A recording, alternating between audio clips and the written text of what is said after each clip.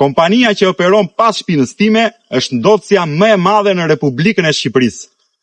Këtë nuk e them unë, por e thonë të gjitha raportet e përpiluara nga ekspert ndërkombëtar, si dhe faktet e zbuluara së fundmi nga prokuroria.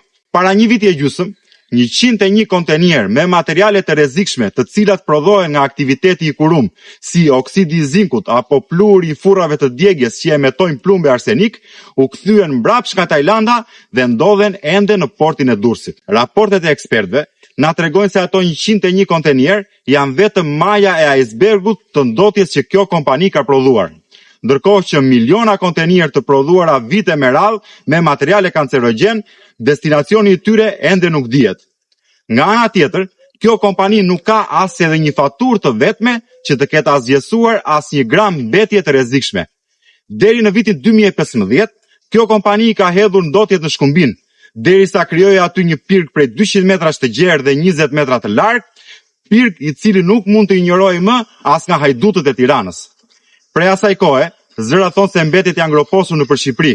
Madje në dosjen e prokurorisë flitet dhe për përdorimin e këtyre mbetjeve për shtrimin e rrugëve, duke krijuar një minë me sahat për shëndetin e të gjithë shqiptarëve. Tani, përballë gjithë këtyre fakteve, normalisht kjo kompani do duhet të ishte mbyllur apo jo? Ose minimalisht do duhet të ishte gjobitur me një gjobë e cila nuk do e lejonte më të ngritte kokën lart, e ato para të shërbenin për të kuruar pasojat e dëmeve ambientale, për të rregulluar onkologjikun e për të kujdesur për pacientët me kancer. E pra, asgjë nga këto nuk ka ndodhur. Kurum vazhdon dot qetësisht dhe shteti shqiptar nuk i ka vendosur as edhe një gjobë parkimi.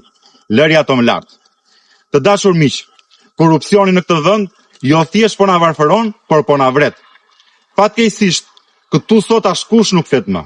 Shikoni mediat. Në vend që të flasin për vrasjet e përditshme të kësaj kompanie, transmetojnë reklamat e saj.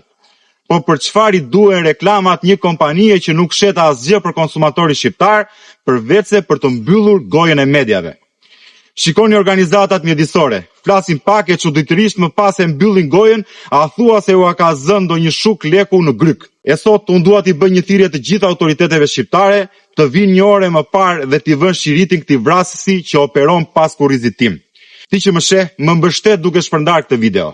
Personalisht dotohem se ky është vetëm fillimi i një serie aksionesh, ligjore dhe fizike, kundër kësaj kompanie derisa të konkludojmë në mbylljen e saj.